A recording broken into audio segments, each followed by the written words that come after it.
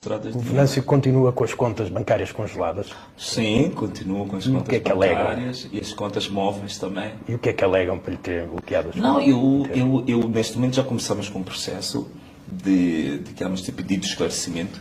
Portanto, primeiro mandamos uma carta para a Procuradoria, e uma carta que a minha mandatária, digamos, eleitoral, mandou uma carta para a Procuradoria procurando informação sobre as razões em que levaram ao bloqueamento das minhas contas, ou congelamento das minhas contas, para além também de informação sobre os tais processos de crime que a Procuradoria, em comunicados públicos, diz que existem, nós nunca tínhamos sido notificados. Essa carta nunca foi respondida. Fizemos a segunda carta de insistência, a pedir resposta, também não foi respondida. Fizemos a terceira carta a pedir uma audiência com o Procurador-Geral da República, também não foi respondido. Portanto, não sei o que está a acontecer com a nossa Procuradoria.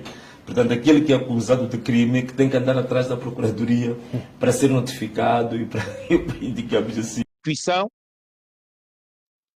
Claro que não, Mano William. Olha, Mano William, durante a campanha que eu fiz durante 45 dias em 2024, eu fui o único dos 4 candidatos que publicamente assumi este compromisso público.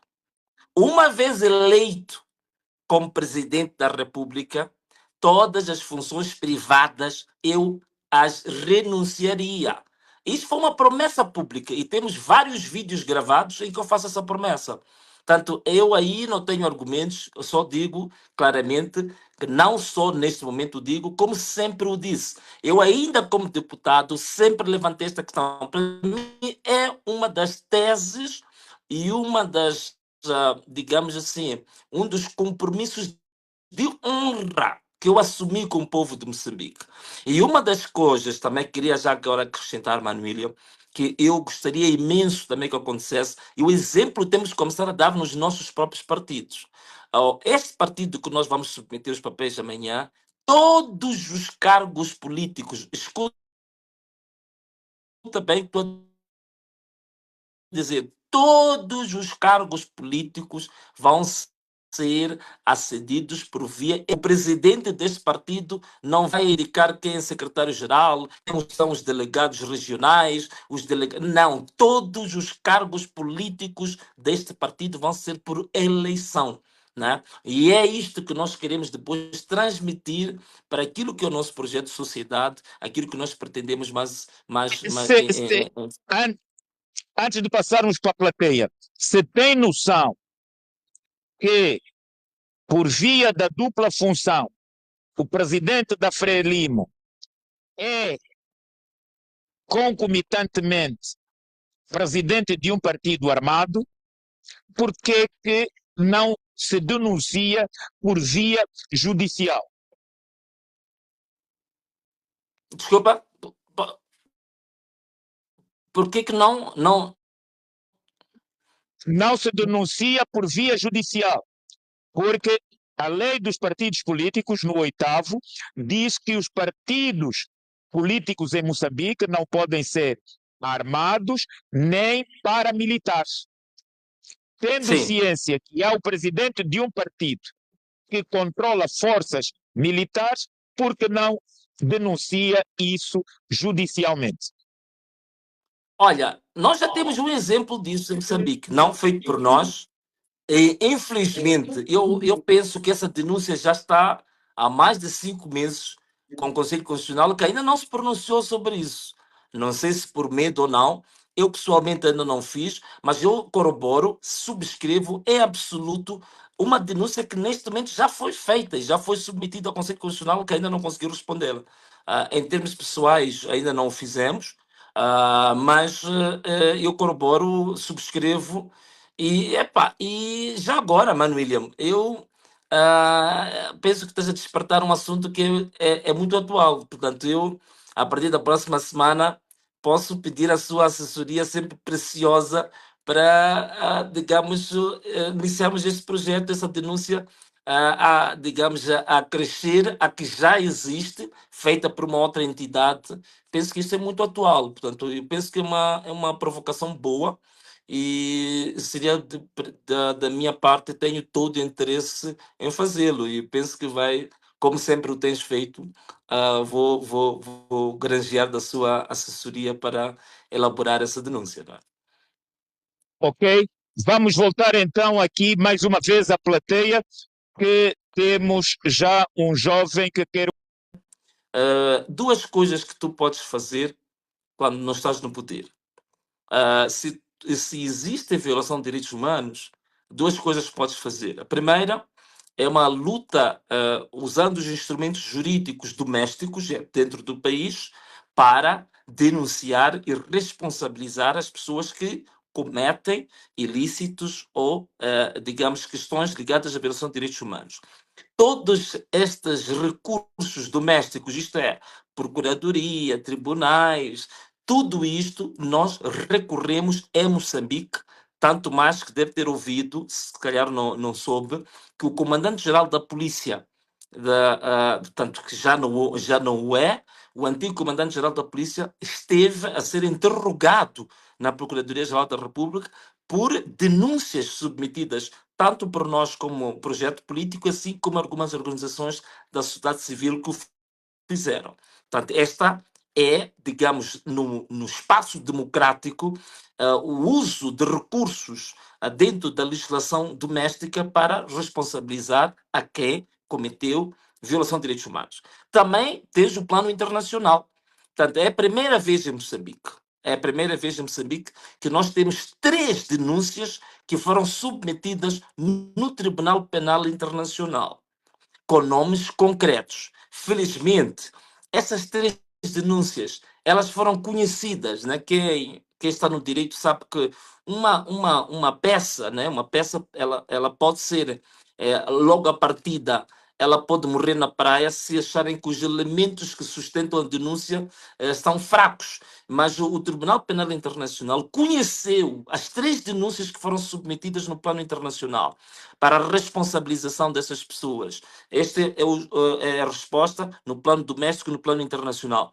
No âmbito das negociações ou da mesa do diálogo, um dos pontos fundamentais que eu levei como privilegiados foi exatamente a compensação das famílias que tiveram os seus parentes assassinados durante o período das manifestações. E esse ponto, felizmente, foi aceito até pela contraparte. Isso foi aceito e tem que ser cumprido. E nós já começamos em Moçambique, a minha própria organização política lançou um vídeo hoje, a nível nacional, para mobilizar as pessoas para mandarem dados concretos de pessoas que foram mortas, pessoas que estão feridas, pessoas que estão detidas. Estamos a construir uma base de dados que vai nos permitir monitorar depois se realmente o tratamento médico e medicamentoso gratuito que nós concordamos que deve ser aos feridos, se vai ser feito ou não. As pessoas que estão detidas, se vão ser beneficiárias da amnistia ou não, para que já tenham sido condenados. Portanto, esse é um trabalho de monitoria que nós também vamos fazer. E também, no plano judicial, nós também já submetemos as denúncias para essa responsabilização. Portanto, essa é a parte para responder. Felizmente, o microfone, de fato, no início, na primeira pergunta, estava realmente com um pouco, a voz estava um bocadinho distorcida, mas talvez eu tenha percebido na essência. Não espero não estar a desviar-me daquilo que é a sua expectativa na resposta, mas eu penso que ele falava se aconselhava ou desaconselhava outros países, mormente Angola, a seguir, digamos assim, o percurso que nós tomamos em Moçambique. Espero que seja esta a pergunta, que o microfone estava distorcido e então apanhava algumas palavras soltas e tentei construir a pergunta. Não sei se estou a ser fiel ou não. Mas me disseram se eu aconselho ou não. Eu aconselho que no âmbito dos direitos fundamentais dos cidadãos, todo cidadão, toda comunidade que estiver, digamos assim, insatisfeita com situações que tenha identificado de injustiça, de violação de direitos humanos, que tenha que se manifestar. Isso é eu penso que nem tem que aconselhar isso, isso é um dado adquirido. isto aqui, na Constituição de Moçambique, há uma norma que diz que cada cidadão não tem um direito, mas tem o dever de usar todas as suas energias, todas as suas forças em benefício da comunidade em que está inserido. Significa, se eu tenho consciência, estou ciente de que existem situações concretas de injustiça, de violação de direitos humanos, de ilicitudes, de irregularidades, é minha obrigação como cidadão, em defesa da minha comunidade, denunciar, protestar e manifestar-me contra isso. Isso é um direito fundamental. Então, para fazer o uso desse direito fundamental, seria uma redundância dizer que eu aconselho, eu o desaconselho. Isso é fundamental. Isso é da essência da cidadania. Então, todos nós, independentemente da trincheira que a gente esteja, seja a pessoa do MPLA, ou da UNITA, da Frelimo, ou da Renamo, é nossa obrigação como cidadãos dizer, promover que é direito, deve ser usufruto de um direito fundamental qualquer cidadão manifestar-se nesse sentido. E é por isso mesmo que nós temos algumas formas de atuação na nossa política um pouco quase patológica. Quer dizer, eu sou do MPLA e eu verifico que o MPLA está a cometer uma série de atrocidades porque faço parte desta família político-partidária, então eu fecho a minha boca e eu reduzo-me à amnésia e ainda promovo o silêncio absoluto sobre essa ilicitude. Isso para mim é patológico. Eu era membro do Partido Frelimo, estive aqui a dizer, durante cerca de 10 anos em que eu fui comentador de televisão, como membro do Partido Frelimo, o partido que eu mais criticava era exatamente o partido do que eu fazia parte. Então, isto para mim eu considero a verdadeira cidadania. Manifestar-se é direito fundamental do cidadão. Não é uma questão de generosidade, não é isso. Nós vimos ainda há pouco tempo na Coreia do Sul, milhares de pessoas na rua, mais de 20 mil, 30 mil, 40 mil pessoas se manifestando. A polícia não matou a ninguém. A polícia não tirou a vida de nenhum cidadão. Pelo contrário, estava ali preocupada apenas para proteger bens públicos e privados e outras vidas de pessoas que não faziam parte das manifestações. Esse é o papel fundamental da polícia. Aliás, o direito e a justiça, o papel primordial não é andar a punir as pessoas, prender as pessoas, não, é proteger direitos. É proteger direitos. O MPLA, a Frelimo, seja lá quem estiver no poder, se alguém vai para a rua para manifestar-se, a preocupação da polícia é criar condições para que esse direito fundamental à manifestação possa ser usufruído com tranquilidade. Essa é que é a missão fundamental da justiça e das autoridades de direito. E não pegar em si cacetadas para manifestantes, tiros, balas verdadeiras para... Isso é um estado patológico. Há uma patologia total e completa da forma como estes regimes encaram o que é um direito fundamental. Portanto, esse era o primeiro ponto. Segundo ponto, em relação à questão que ocorreu no aeroporto 4 de fevereiro, é isso que estou a dizer. Quer dizer, o que acontece é uma pena, eu senti muita pena porque vi muitos comentários, até dos meus irmãos angolanos. E eu senti muita pena porque muitos dos comentários eram feitos, mas não se fez um trabalho prévio, que é ver o que diz a legislação. Em Angola, existe um decreto, que eu por acaso já falei disso numa live minha, um decreto presidencial que se refere ao regime jurídico do cidadão estrangeiro na República de Angola. Esse decreto tem normas específicas de como é que se proíbe a entrada de um cidadão estrangeiro no território angolano. E uma das normas diz o seguinte: se rejeita a entrada de um cidadão estrangeiro no território angolano, é obrigação das autoridades de direito, os serviços de imigração, a fundamentar, com base na lei, as razões que levam a essa rejeição. Isso é da lei angolana. Isso é da lei doméstica. Isso não foi feito.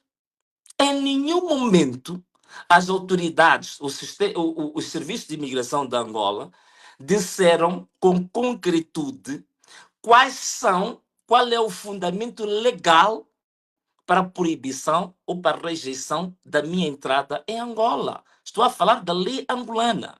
Para além de alguns protocolos de que Angola é signatário, protocolos migratórios da SADC, da União Africana, de que Angola é signatário, que são uma antítese, são totalmente opostas àquilo que aconteceu no aeroporto 4 de fevereiro. Para mim, esta é que é a questão fundamental. Eu ouvi alguns argumentos a dizerem que, mas por que a UNITA não informou ao governo angolano que vinham lá, digamos, algumas individualidades? Mas isto é outra patologia. A UNITA não tem que informar coisíssima nenhuma. Existe uma lei em Angola que regula quando é que um cidadão entra no território e quando é que esse cidadão não entra no território. É isto que tem que ser discutido. Então, existe também esta instrumentalização que é feita às mentes. É aquilo que o Isidro está a falar, por exemplo, que está a acontecer em Moçambique. Quer dizer, produzir-se narrativas do que o Venâncio vendeu-se, o Venâncio é cobarde, mas não se vai à essência da questão. E a essência é saber se os serviços de imigração cumpriram a lei angolana ou não. Essa que é a questão. Não é desviar o assunto para perguntar se a UNITA comunicou ao governo ou não. Meu Deus, isto é patológico, né? Então, outra questão, esta questão de sermos os moçambicanos, estarem a ser os americanos, os angolanos, eu faço isso com muito carinho e até faço isso de uma forma muito afetiva, né?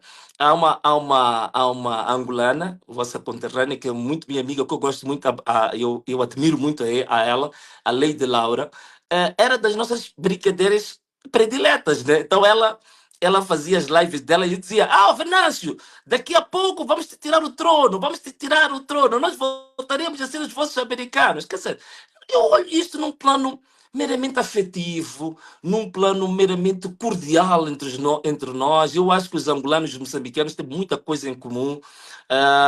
Para dizer a verdade, nos PALOP, eu tenho uma imensidão de amigos em Angola, e se calhar seja o país em que eu sinto que tenho mais afetividade, né?